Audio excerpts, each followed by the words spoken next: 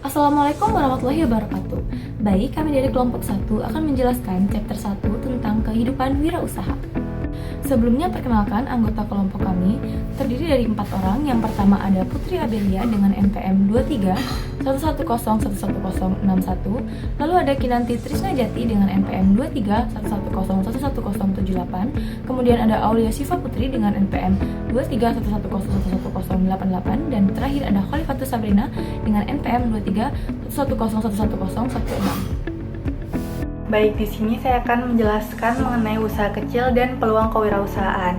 Jadi secara sederhananya, usaha kecil itu bisnis dengan skala yang terbatas, baik dari jumlah karyawan yang sedikit, omset yang terbatas, dan biasanya hanya melayani wilayah lokal. Jenisnya itu ada 3. Yang pertama, usaha berpotensi tinggi. Ini adalah usaha kecil yang tumbuh sangat cepat dan punya potensi untuk menjadi perusahaan yang besar dalam waktu yang singkat. Biasanya usaha ini dimulai dari inovasi ataupun ide-ide baru. Yang kedua itu ada usaha kecil yang menarik secara finansial. Jenis ini stabil dan menguntungkan bagi pemiliknya. Walaupun tidak tumbuh secara cepat, tapi bisa memberi pemasukan yang konsisten dan cukup aman untuk dijalankan. Yang ketiga itu ada bisnis gaya hidup. Jadi usaha ini tuh dibangun bukan untuk ekspansi, tetapi untuk memberi kehidupan yang nyaman yang sesuai dengan passion pemiliknya. Selanjutnya mengenai peluang kewirausahaan. Berbeda dengan usaha kecil, kalau tadi usaha kecil itu biasanya hanya berfokus untuk bertahan hidup dan melayani pasar lokal, sedangkan kewirausahaan itu adalah tentang bagaimana kita mencari dan mengeksekusi peluang yang baru, yang lebih inovatif, dan menargetkan pertumbuhan yang lebih besar. Tapi sebuah peluang itu bukan hanya sekedar ide yang mungkin hanya muncul di kepala kita, tetapi peluang itu harus memenuhi 3 kriteria utama. Yang pertama itu harus ada kebutuhan pasar yang jelas, artinya produk ataupun jasa yang kita tawarkan itu memang benar-benar dibutuhkan oleh konsumen. Yang kedua, peluang itu harus bisa menawarkan nilai tambah, jadi ada keunggulannya dibanding yang lain. Yang ketiga yaitu peluang itu harus layak dijalankan dengan sumber daya yang tersedia ataupun yang bisa diakses oleh seorang wirausahawan.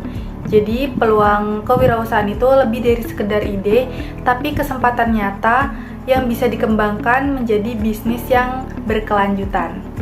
Pada chapter kali ini kita akan membahas kualitas kewirausahaan, di mana ego besar tidak diperlukan.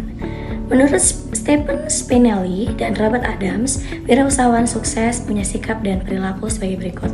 Yang pertama, komitmen dan tekad, yaitu ulet, gigih, dan tegas. Lalu selanjutnya yang kedua, kepemimpinan dengan membangun tim, jujur dan terpercaya. Lalu obsesi pada peluang, yakni peka kebutuhan pasar dan pelanggan.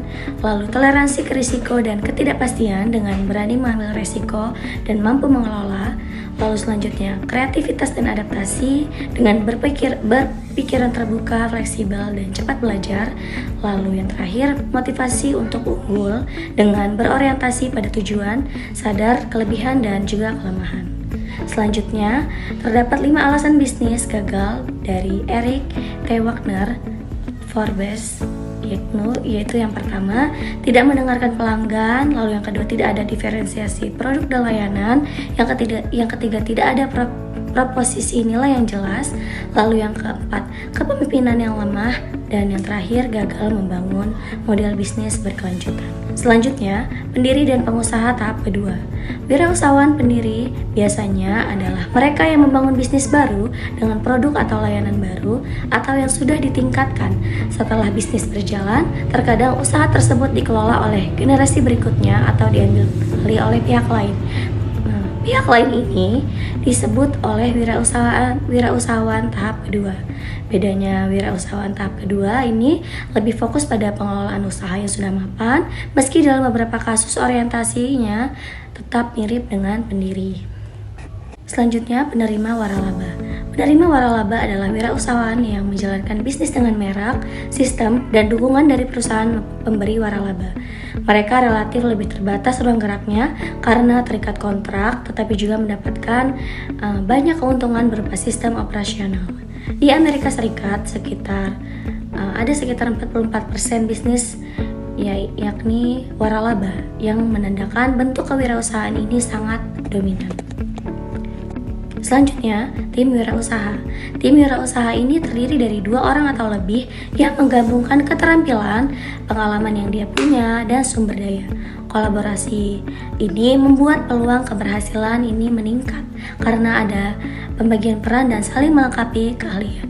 Bentuk ini sangat relevan untuk startup besar maupun usaha dengan tingkat risiko yang tinggi karena satu orang itu seringkali jika bisnis dilakukan oleh satu orang, itu seringkali tidak cukup untuk menangani segala aspek. Selanjutnya, pengusaha sosial. Wirausaha sosial memiliki tujuan ganda, yaitu memperoleh keuntungan sekaligus memberi dampak positif bagi masyarakat. Mereka berfokus pada solusi terhadap masalah sosial atau lingkungan, baik di komunitas lokal maupun global.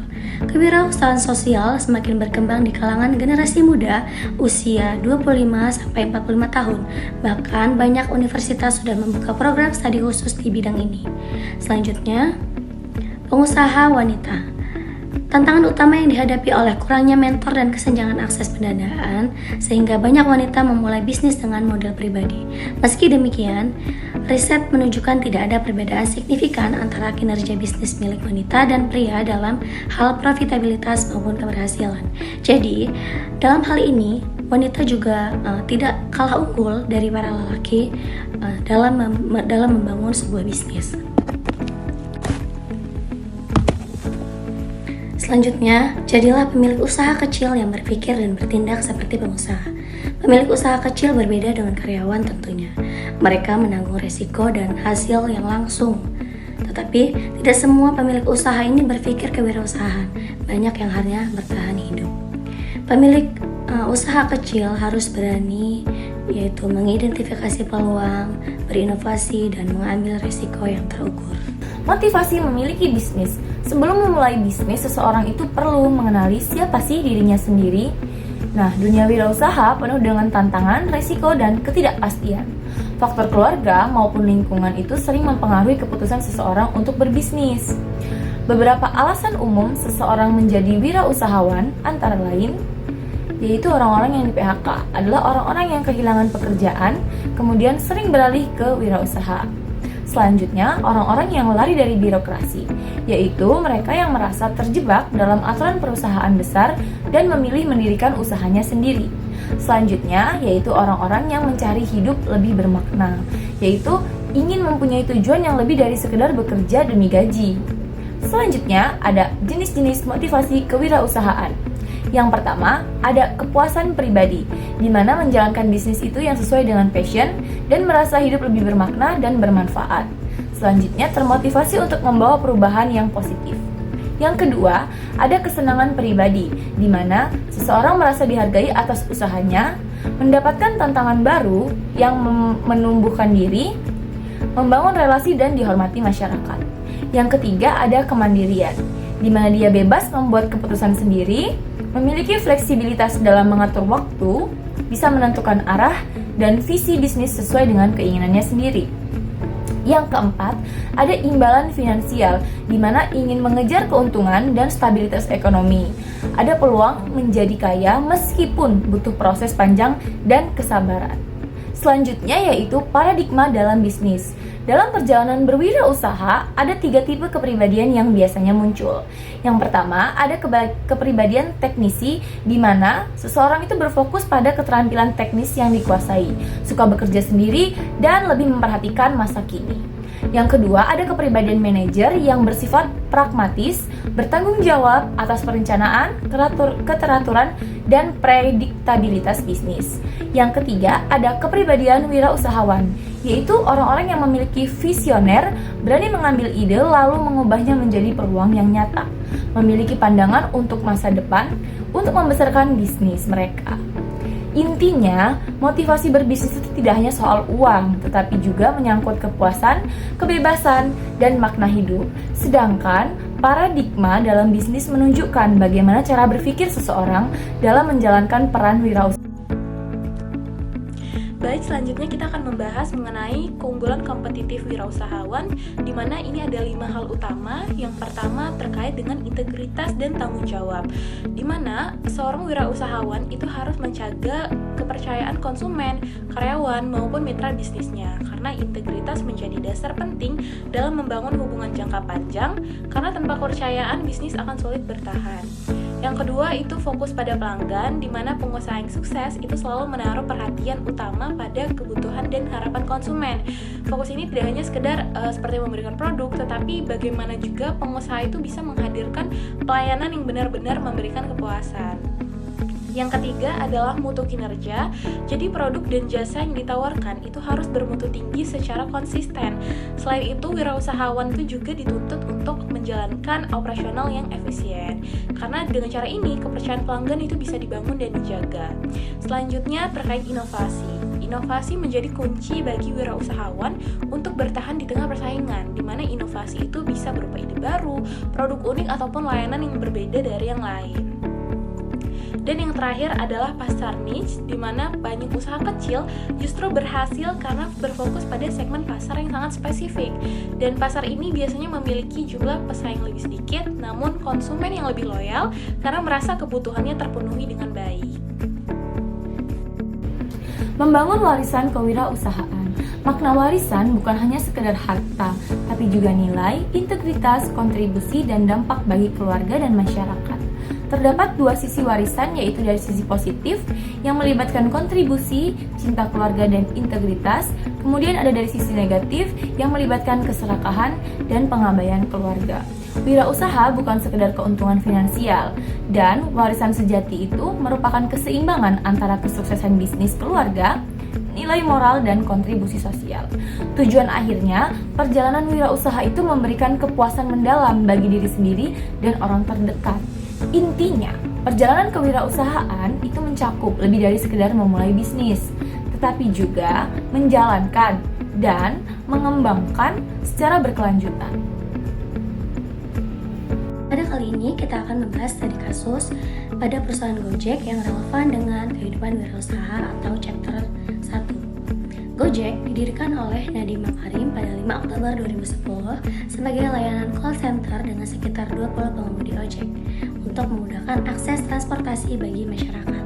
Sebelum meluncurkan aplikasi mobile pada Januari 2015, Gojek sudah berkembang pesat melalui layanan pemesanan via telepon. Poin-poin yang relevan dengan chapter 1 ini yang pertama yaitu motivasi wirausaha, yakni Nadiem terdorong oleh pengalaman pribadi sering menggunakan ojek di Jakarta dan melihat bagaimana peluang menghubungkan pengemudi dan pengguna ini untuk lebih efisien. Lalu kualitas wirausaha, yakni inovatif dan visioner dengan merancang model call center lalu bertransformasi jadi super app. Lalu peluang wirausaha dengan permintaan tinggi untuk transportasi cepat di lingkungan urban besar. Lalu ada tim dan pendanaan dengan mendapatkan investasi signifikan dari NSI Ventures, Sequoia Capital, KKR, Google, dan lainnya.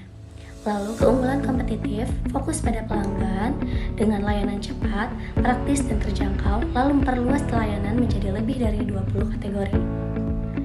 Inilah contoh nyata kehidupan wirausahawan mulai dari ide sederhana, ojek via call center hingga menjadi perusahaan teknologi besar dengan inovasi berkelanjutan dan tim serta investor yang mapan.